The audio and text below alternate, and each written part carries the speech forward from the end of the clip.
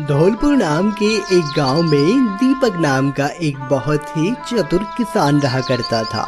वह हर साल मक्के की खेती किया करता था, पर कुछ शैतान बंदर हर साल ही उसकी मक्के की खेती का कुछ हिस्सा खराब कर दिया करते, जिस वजह से उसका नुकसान हो जाया करता। ऐसे ही एक दिन खेत में, हे भगवान, मैं क्या करूं? हर साल ही ये बंदर मेरी मक्के की फसल को खराब कर देते हैं। लगता है अब घोड़े को घास से दोस्ती करनी होगी, तभी कुछ हल निकलेगा। करूं तो क्या करूं? दीपक इतना बोल ही रहा होता है कि तभी उसके पीछे से राजू नाम का एक बंदर आके बोलता है, अगर तुम चाहो तो मैं तुम्हारी मदद कर सकता हूँ। सारे बंदरों का डॉन हूँ मैं, कोई ऐसा बंदर नहीं है जो मेरी बात ना माने। पर तुम मेरी मदद क्यों करोगे?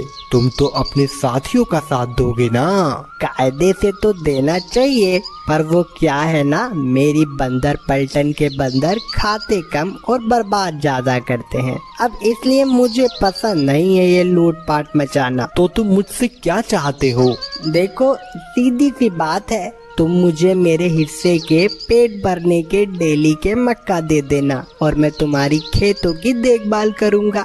बोलो, मंजूर है? अरे वाह, मदद सामने से खुद चला रही है। पर मैं नहीं चाहता कि मैं अपने खेतों का एक भी मक्का इन बंदरों को दूं।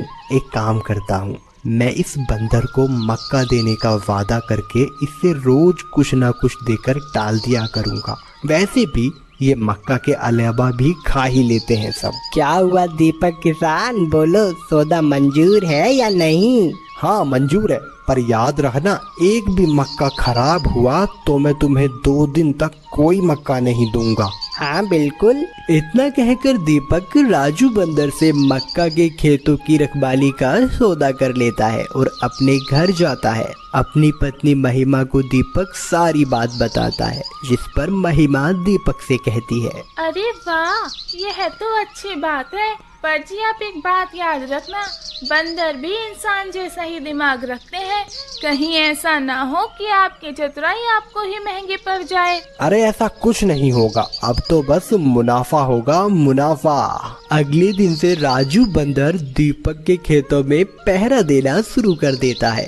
राजू को देखकर बाकी कोई भी बंदर दीपक के साथ साथ उसके आसपास के खेतों में भी हाथ पैर मारने से डरते हैं और भीगी बिल्ली जैसे वहां से चले जाते हैं। शाम होती है और दीपक खेतों में आता है तब, अरे वाह, मान गए राजू बंदर तुमको। तुम तो बड़े काम के निकले, आज तो एक भी मक्का खराब नहीं हुआ है। अरे राजू का नाम ही काफी है खौफ के लिए। चलो अब जल्दी से मेरे कहे अनुसार मुझे मेरे हिस्से के मक्के दे दो। हाँ हाँ, यह लो। यह क्या है? ये तो सब पके हुए मक्के हैं दीपक किसान, और ये मक्के तो तुम्हारे खेत के भी नहीं हैं। कहाँ से लाए हो ये? अरे वो ये मेरे दोस्त ने दिए हैं, अब मेरे भी किसी काम के नहीं हैं, तो मैं तुम्हारे लिए ले आया। मेरे खेत से तुम कल ले लेना। ठीक है दीपक किसान, कल मिलते हैं अब। इतना कहकर राजू बंदर वहाँ से मक्का लेकर चला जाता है और दीपक जाते हुए बोलता है, आया बड़ा मुझसे सौदा करने। अरे मेरे खेत का एक भी मक्का मैं किसी को नहीं दूंगा। मैंने मंडी में फैले हुए मक्का उठा लिए थे जो वैसे भी किसी काम के नहीं थे। अब कल का कल देखते हैं। ऐसे ही वक्त गुजरता जाता है और हर दिन दीपक राजू को अपनी चतुराई से ठगता जाता है और राजू बेचारा चुपचाप अपने कहे सौदे के अनुसार दीपक के खेतों की रखवाली करता जाता है।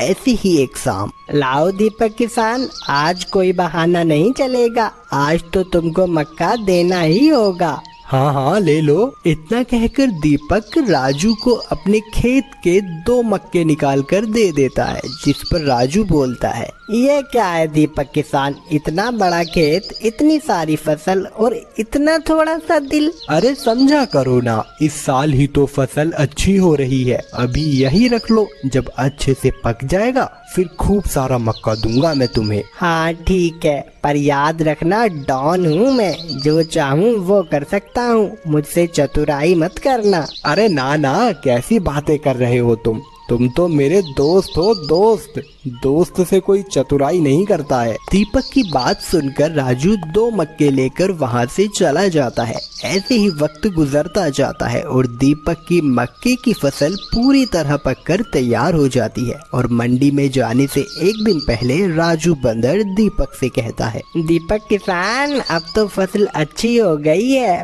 पक भी गई है और कल कटाई होकर मंडी में भी चली जाएगी और तुमको दाम भी मिल जाएगा। अब मेरे हिस्से का मक्का भी मुझे दो। अरे जल्दी किस बात की है? कल जब मक्का कटेगा तो तुम अपने हिस्से का सारा मक्का ले जाना, बस सुबह तक की ही तो बात है। ठीक है, इतना इंतजार किया है तो एक रात और सही। दीपक की बात सुनकर राजू वहाँ से चला जाता है और दीपक खुद से कहता है, अरे चतुराई करना दीपक के अंग अंग में है। आज रात की रात मैं ये सारी फसल कटवा कर बेच दूंगा और कल सुबह जब राजू आएगा तो उसे खाली हाथ जलील करके भगा दूंगा। वैसे भी मेरा क्या ही कर लेगा एक बंदर। जी आप ये गलत कर रहे हैं। राजू ने आप पर भरोसा किया है और आप ऐसे कर रहे हैं। अरे तुम ये सब मुझे मत सिखाओ। अरे इतने सालों तक उन बंदरों ने मेरी फसल को खराब किया है। एक साल अगर उन्होंने हमारी मदद कर भी दी तो क्या हो गया? और तुम चाहती हो कि मैं उसे अपनी फसल का एक हिस्सा दे दूं? अरे यही तो मौका था भगवान की तरफ से हमारे लिए, ताकि हम अपने साथ हुए नुकसान का बदला ले सकें। और तुम उन बंदरों के बारे में इतना सोचना बंद कर दो। दीपक इतना बोल ही रहा होता है कि तभी वहाँ पर राजू बंदर अपनी पूरी पलटन के साथ आ जाता है और कहता है, वाह दीपक किसान, तुम तो बड़े चालू निकले। तुम्हें क्या लगा था कि तुम अपनी चतुराई से हम बंदरों को ठग लोगे? अरे तुम्हें क्या लगा था कि मैं तुमसे हर रोज अपने हिस्से की मकई अपना पेट भरने के लिए मांगता हूँ? बिल्कुल भी नहीं। मैं तुमसे हर दिन मक्का अपने दोस्तों के लिए मांगता था, क्योंकि मैं जानता हूँ कि वह जब अपनी मर्जी से किसी के खेत में जाते हैं तो जरूरत से ज्यादा नुकसान कर देते हैं। इसलिए मैं उनके हिस्से की चीज उनके लिए ले जाया करता था ताकि उनका पेट भर सके और किसी का नुकसान भी ना हो। लेकिन तुमने ये सब अच्छा नहीं किया। अब देखो हम सब क्या करते हैं। इतना कहकर राजू एक जोरदार सीटी मारता है। राजू की सीटी सुनते ही सभी बंदर दीपक के खेतों में पागलों की तरह कूद पड़ते हैं और उसकी पक्की पक्की सारी मक्के की फसल एक एक दाना चुनकर अपने साथ ले जाने लगते हैं और पूरे खेत को एकदम खाली कर देते हैं, जैसे कभी वहाँ कोई मक्का उगी ही ना हो। यह सब देखकर दीपक सुन पड़ जाता है और बोलता है, मुझे माफ कर दो। ये सब क्या कर रहे हो? रोको अपने बंदरों को, ऐसा मत करो। मेरी साल भर की मेहनत खराब हो जाएगी। मेरा घर कैसे चलेगा? ये सब मत करो, मैं बर्बाद हो जाऊंगा। यह सब तो दीपक किसान तुम्हें अपनी चतुराई खेलने से पहले सोचना चाहिए था। अरे तुम्हारी बीबी समझदार थी। हम हर वक्त तुम पर नजर रखे थे। मुझे फिर भी लगा था कि शायद अंत तक तुम्हारे अंदर अक्ल आ जाएगी और तुम अपनी चतुराई से बाज आ जाओगे, लेकिन तुम नहीं माने। मैं जानती हूँ राजू, मेरे पत्नी ने तुम्हारे और तुम्हारे बंदर की पलटन के साथ बहुत गलत किया है, लेकिन उसकी सजा तुम ऐसे मत दो। मेरे पति सच कह रहे हैं, यह हमारे साल भर की मेहनत है।